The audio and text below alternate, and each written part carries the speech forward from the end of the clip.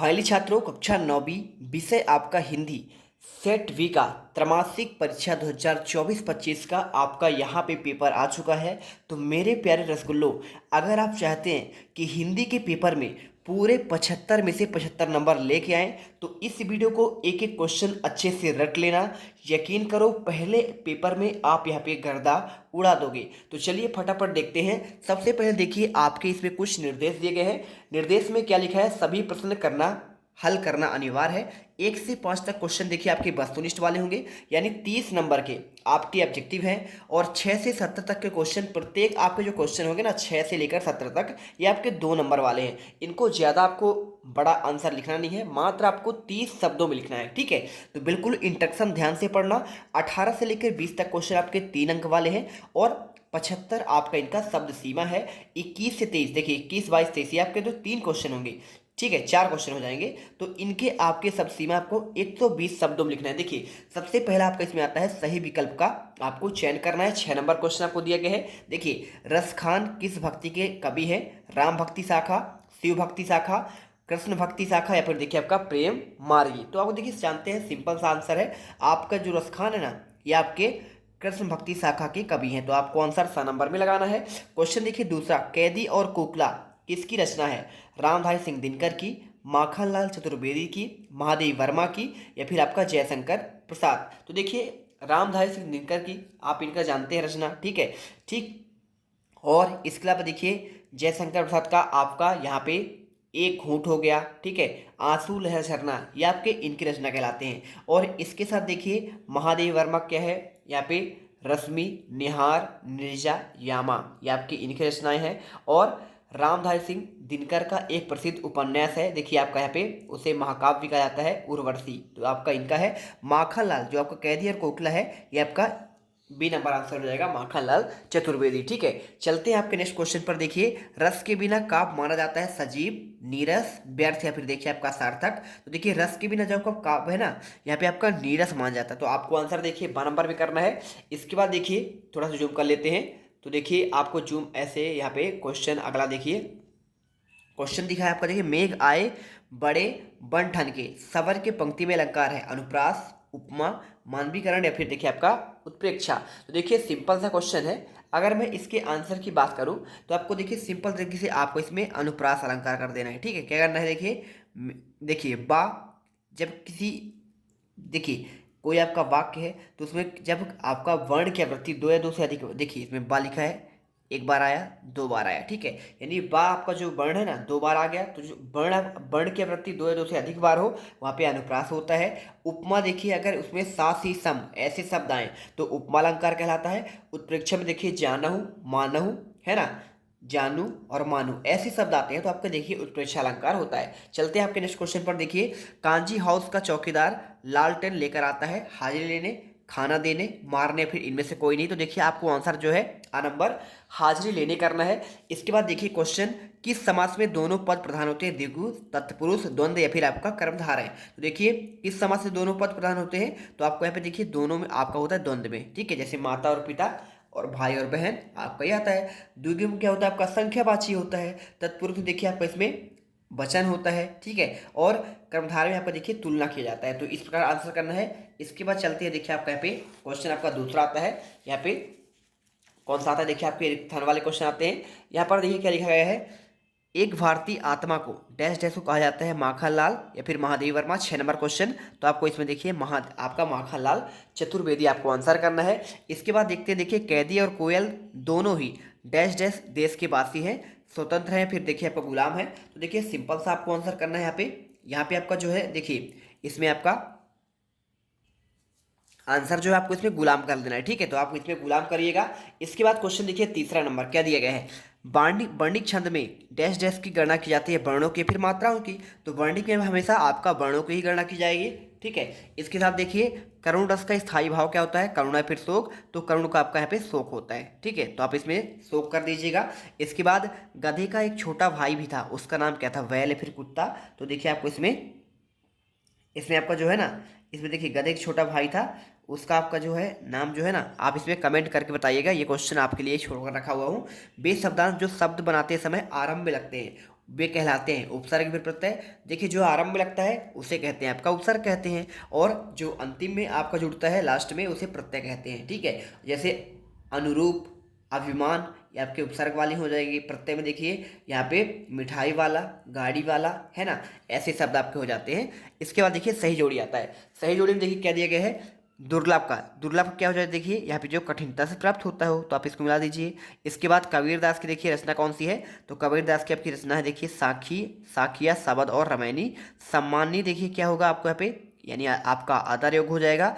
मृतिका देखिए क्या हो जाएगा आपका यहाँ पे, दो वैल्यू कथा देखिए किसने लिखा था, तो आप जानते हैं देखिए यहाँ पे आपको जो है ना, यहाँ पे मृतिका आपका मतलब होता है इसका मिट्टी होता है, और इसका दो वैल्यू कथा का आपका जो लेखक है देखिए यहाँ पे क्या हो जाएगा, मुंशी प्रेमचंद होगा।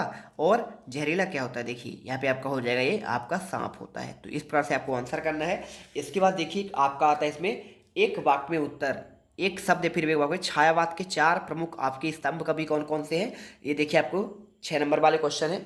चलिए आपको यहाँ पे आपको बताते हैं। तो देखिए आपको इसमें जो चार स्तंभ कवि है ना, पहले तो आपको देखिए इसमें आपको एक ट्रिक याद रखना है आपको, जसुमनी। ठीक है, जसुमनी याद कर लीजिएगा, ये देखिए। और इसका आपको जो आंसर करना है यहाँ पे, जैसे आपका हो जाएगा जयशंकर, तो पहले तो आपका जयशंकर लिखना है, और इसके साथ आपको देखिए दूसरा नाम आपको जो है सुमित्रा नंदन पंत। ठीक है, ये आपका हो जाएगा।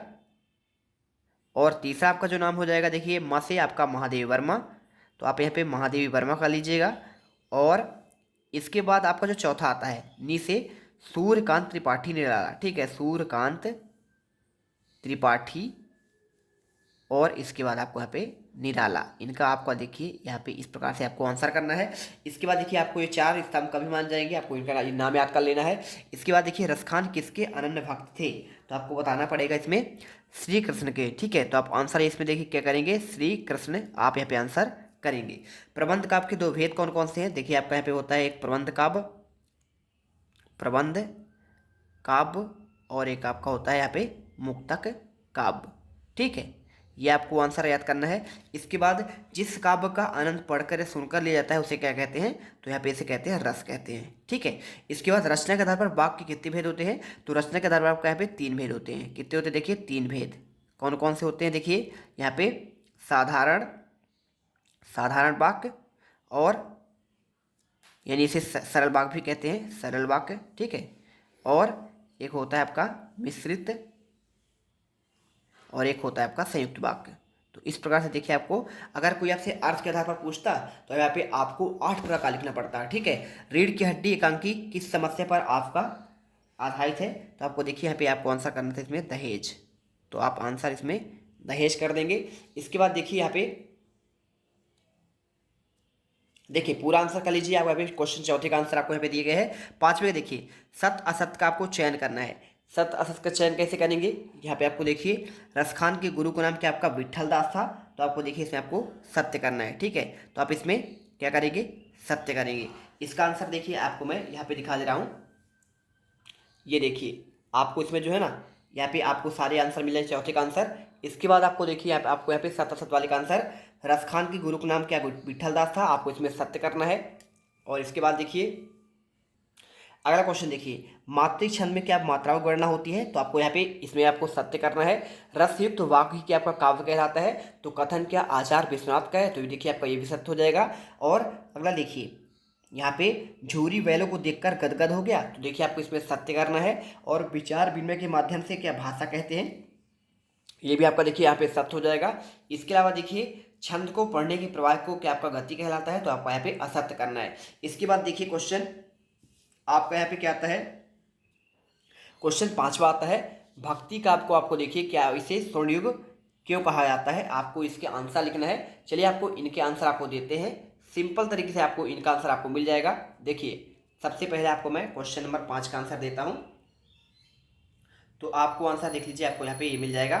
क्वेश्चन 5 का आंसर आप इसे ये लिख दीजिएगा। ठीक है, आडंबरों खंडन, भक्ति काल में सभी आडंबरों खंडन करते हुए मानवतावाद की स्थापना की गई है, और इस प्रकार भक्ति काल का महत्व साहित्य और भक्ति भावना दोनों दृष्टियों से बहुत अधिक है, इसी कारण से स्वर्णयुग कहा गया है। इसके बाद देखिए आपका छायावाद की 2 प्रमुख विशेषता पूछा गया है, तो आप आंसर देख लीजिए, आपको यहाँ पे लिखना पड़ेगा पूरा आंसर। ध्वन्यात्मक लाक्षणिकता, सौंदर्य, प्रकृति विधान, उपचार वक्त तक सांस सहानुभूति की छायावाद में विशेषता है। आप इसे आंसर करिए। और इसके बाद देखिए यहाँ पे क्वेश्चन आपका जो है 6 नंबर आता है, कबीरदास की शिल्प सौंदर्य की बात कर रहा है। तो आपको देखिए आंसर यहाँ पे जो है, इसका आंसर आपको यहाँ पे ये मिल जाएगा। ठीक है, तो कबीरदास की आपको देखिए शिल्प सौंदर्य आपको यहाँ पे ये मिल जाएगा पूरा। वे इस तरह के आडंबर रचाकर स्वयं को श्रेष्ठ जिताने की कोशिश करते हैं। कवि संसार को इन आडंबरों की निरर्थक के बारे में बार बार कहता है, परंतु उन पर कोई प्रभाव नहीं पड़ता है। कबीर सहज भक्ति मार्ग को सही ठहराते हैं। इस प्रकार देखिए आपको आंसर जो है आपको यहाँ पे लिख देना है। ठीक है, तो आप इनका आंसर कर लीजिएगा सिंपल तरीके से। इसके बाद देखिए आपको यहाँ पे क्वेश्चन अथवा का सुमित्रानंद पंत के भाव सौंदर्य की बात कर रहा है, तो आपको आंसर इसका भी देखिए आपको यहाँ पे ये मिल जाएगा। ठीक है, तो आप पूरा आंसर देखिए आप इसे कर लीजिएगा। इसके बाद चलते हैं आपको क्वेश्चन नंबर 7वां। देखिए क्वेश्चन जो आपको 7वां आता है ना, यहाँ पे क्या पूछ आप क्या बोला गया है, देखिए मानसरोवर से कवि का क्या आशय है। तो देखिए आपको अगर मैं इसके आंसर की बात करूँ तो यहाँ पे क्वेश्चन जो है ना आपको यहाँ पे मानसरोवर से कवि का आशय है हृदय रूपी तालाब से है जो हमारे मन में स्थित है। इसके साथ देखिए हथकड़ियों को गहना क्यों कहा जाता है। तो देखिए कवि ने हथकड़ियों की तुलना गहनों से की है, क्योंकि भले ही यह कवि के लिए हथकड़ी है परंतु ये ब्रिटिश सरकार द्वारा दी गई पराधीनता है और यह ब्रिटिश राज का प्रतीक है जो अंग्रेज द्वारा पहनाया गया था। तो आपको इसकी बात करिए। इसके बाद क्वेश्चन देखिए रूपक अलंकार और अनुप्रास अलंकार की यहाँ पे परिभाषा की बात कर रहा है। तो देखिए आपको यहाँ पे आंसर ये देखिए आपको आंसर ये मिल जाएगा। रूपक अलंकार वह अलंकार होता है जिसमें उपमेय और उपमान के बीच कोई अंतर नहीं होता है। आप इसे पूरा आंसर कर लीजिएगा। इसका आपका उदाहरण भी आपको दिया गया है। ठीक है, इसके बाद देखिए आपको अनुप्रास अलंकार के उदाहरण आपको यहाँ पे पहले आपको इसकी परिभाषा लिखना है और परिभाषा के बाद आपको यहाँ पे उदाहरण भी आपको दिया गया है। देखिए ठीक है, कर लीजिए। क्वेश्चन नंबर 9 देखिए चौपाई छंद की परिभाषा आपको उदाहरण सहित आपको बतानी है। तो क्वेश्चन अगर मैं 9 की आंसर की बात करूँ तो देखिए आपको यहाँ पे चौपाई छंद की परिभाषा का आपको आंसर आपको ये मिल जाएगा। ठीक है, ये आपका सममात्रिक छंद है, 16 मात्राएं होती है और आपका यहाँ पे उदाहरण भी आपको दिया गया है। तो आप इस प्रकार उदाहरण भी कर लीजिएगा। इसके बाद चलते हैं क्वेश्चन देखिए दोहा छंद की बात कर रहा है। तो दोहा छंद का आपको आंसर कैसे लिखना है, देखिए ये रहा। तो दोहा छंद का आपको देखिए आंसर आपको यहाँ पे ये कर देना है। दोहा आपका एक अर्ध सममात्रिक छंद है और यह छंद सोठा के आपका विपरीत होता है, क्योंकि देखिए इसमें आपका प्रथम और तृतीय में 13 होती है ना। सोठा में आपका क्या होता है 11 और 11 मात्राएं होती है, यानी इसका उल्टा होता है। और द्वितीय में इसमें देखिए 11 मात्राएं, तो उसमें आपका 13 होती है। तो इस प्रकार देखिए आपको आंसर करना है और इसका आपको यहाँ पे उदाहरण भी आपको दिया गया है। तो आप इसे आंसर याद करिए। और इसके बाद क्वेश्चन देखिए 10वां, प्रेमचंद की 2 रचनाएं लिखते हुए उसकी भाषा शैली की आपको विशेषता बतलानी है। ठीक है, तो कैसे आंसर करेंगे, देखिए यहाँ पे प्रेमचंद की 2 रचनाएं, तो आपको यहाँ पे देखिए ये मिल जाएगा। देखिए इनकी आपकी 2 रचनाएं कौन कौन सी जाएगी, गोदान, कर्मभूमि, पूस की रात। यहाँ पे 4 दिए गए हैं, 4 में से आपको 2 करना है। भाषा आपका देखिए आपको यहाँ पे ये दिए गए है। भाषा क्या होगी आपका, इसका आंसर कर लीजिए, स्क्रीनशॉट कर लीजिए और आपका यहाँ पे शैली हो जाएगा। और इसके बाद देखिए आपको यहाँ पे साहित्य में स्थान आपको ऐसा लिखना है। इसके बाद देखिए महादेव वर्मा की बात कर रहा है। तो महादेव वर्मा का देखिए आपको यहाँ पे ये मिल जाएगा। 2 रचनाएं निहार, नीरजा, दीपशिखा या फिर शांत गीत है। और भाव पक्ष में आपको देखिए आपको यहाँ पे ये लिख देना है। और इसके बाद आपको यहाँ पे कला पक्ष आपका हो जाएगा और आपका ये हो जाएगा साहित्य में स्थान। तो आपको इस प्रकार देखिए आंसर करना है। इसके बाद क्वेश्चन देखिए आपका यहाँ पे 11वां आता है। क्वेश्चन में पूछा गया देखिए प्रेम, यहाँ पे देखिए छोटी बच्ची को बैल के प्रति प्रेम क्यों उमड़ आया और कांजी हाउस में कैद पशु की हाजिरी क्यों ली जाती है। तो देखिए इसका आंसर आपको यहाँ पे ये मिल जाएगा। यहाँ पे देखिए लड़की की माँ मर चुकी है, सौतेली माँ उसे मारती रहती है और इसीलिए बैलों के ऊपर उस बच्ची की आत्मीयता हो गई। और लड़की तथा दोनों बैल से खूब प्यार के भूखे थे और एक दूसरे को कष्ट भी समझ सकते थे। और आपका इसे देखिए हाजिरी क्यों ली जाती थी, तो कांजी हाउस में कैद पशुओं की हाजिरी ली जाती थी क्योंकि इससे पशुओं की संख्या की जानकारी होती थी, ताकि कोई जानवर अगर कैद से भाग जाए तो तुरंत पता लगाया जा सके। इसके बाद देखो आपका जो क्वेश्चन 12वां आता है, नाटक और एकांकी में अंतर पूछा गया है। ठीक है, तो देखिए आपको नाटक और एकांकी में अंतर कैसे लिखना है। आपको यहाँ पे कहानी, उपन्यास और नाटक एकांकी। तो देखिए नाटक में आपको यहाँ पे नाटक में अनेक अंक होते हैं और एकांकी में आपका 1 अंक होता है। नाटक में देखिए आपको इसमें सहायक कथाएं होती हैं और इसमें सहायक घटना होती है। अब देखिए अथवा का आंसर देखिए कहानी और उपन्यास में अंतर। तो कहानी मानव जीवन की किसी एक घटना का वर्णन होता है, जबकि देखिए उपन्यास में क्या होता है, समग्र मानव जीवन का संपूर्ण चित्रण होता है। देखिए कहानी में आपका एक छोटा सा अंश होता है और देखिए ये कहानी एक ही घटना में आपका यहाँ पे बताती है, लेकिन उपन्यास पूरी आपका जो है ना गौड़ और आपका मुख्य कथाएं पूरा का पूरा आपका यहाँ पे होता है। निपात देखिए और तत्सम सबकी बात कर रहा है। चलिए आपको इसका आंसर दिखा देते हैं। ये देखिए निपात क्या होता है, किसी बात पर अतिरिक्त भार आपका देना। यहाँ पे जिन शब्दों का प्रयोग किया जाता है उसे निपात कहते हैं। जैसे तक, मत, क्या, हाँ, केवल, आपको ऐसे। और तत्सम क्या होते हैं, जो शब्द संस्कृत से हिंदी में बिना परिवर्तन के लिए जाते हैं उन्हें कहते हैं आपका तत्सम शब्द। जैसे देखिए आपका यहाँ पे अग्नि, हस्त, ज्ञान, कर्म, सर्प, है ना, आपका ऐसे शब्द जो आते हैं क्या आते हैं आपके यहाँ पे तत्सम वाले शब्द कहलाते हैं। इसके बाद क्वेश्चन देखिए 14 नंबर, बाढ़ पीड़ित क्षेत्र में कौन सी बीमारी फैलने का खतरा होता है और रीढ़ की हड्डी एकांकी का उद्देश्य पूछा गया है। देखिए यहाँ पे आपको जो है दोनों का आंसर मिल जाएगा। क्वेश्चन नंबर देखिए 14 नंबर का आपको ये मिल जाएगा, बाढ़ के बाद हैजा, मलेरिया, टाइफाइड आदि बीमारियों को फैलने की संभावना बढ़ती है क्योंकि बाढ़ के उतरे पानी में मच्छर अत्यधिक मात्रा में पनपते हैं जिसके कारण मलेरिया जैसी बीमारी हो जाती है। तो आपको आंसर करना है रीढ़ की हड्डी का। देखिए उद्देश्य आपको यहाँ पे ये बताया गया है कि स्त्री पुरुष की समानता के पक्षधर है, लड़कियों के विवाह में आने वाली समस्या को समाज के सामने लाना और बेटियों के विवाह के समय माता पिता की परेशानियों को उजागर करना। क्वेश्चन देखिए 15 नंबर, मुहावरा और लोकोक्ति में अंतर और संधि और समास पूछा गया है। चलिए आपको इसका आंसर देते हैं। तो देखिए पहले आप मुहावरे में आप लोकोक्ति में अंतर देख लीजिए, ये रहा, तो आप इसे अच्छे से देखिए, ध्यान से इसे पढ़ लीजिए। मुहावरे वाक्यांश है जबकि लोकोक्ति आपका संपूर्ण वाक्य होता है। मुहावरे विकारी होते हैं लेकिन लोकोक्ति अविकारी होते हैं। मुहावरे प्रयोग स्वतंत्र रूप से नहीं किया जाता है जबकि लोकोक्ति का आपका देखिए यहाँ पे स्वतंत्र रूप से उपयोग किया जाता है। ठीक है, जैसे नाच नावे आंगन टेढ़ा। ठीक है, और मुहावरे आप जानते हैं 9 2 11 होगा, 3 5 करना, आप ऐसे जो है ईद का चांद होना, आपने सब पढ़ा है। इसके बाद देखिए आपको यहाँ पे जो है ये आपको मिल जाएगा संधि और समास में अंतर। तो देखिए आपको संधि में क्या होता है, संधि दो अक्षरों के मेल से आपका बनता है जबकि आपका समास यहाँ पे दो आपके शब्दों के मेल से बनता है, या अक्षरों के मेल से यानी वर्णों के और आपके शब्दों के मेल से। ठीक है, इसकी तोड़ने की क्रिया आपका संधि विच्छेद कहलाती है और इसे तोड़ने की क्रिया समास विग्रह कहलाता है। और इसके बाद देखिए क्वेश्चन आपका मैंने 15 तक का आंसर यहाँ पे दे दिया है पहले पार्ट में। अब आपका जो सेकेंड पार्ट होगा ना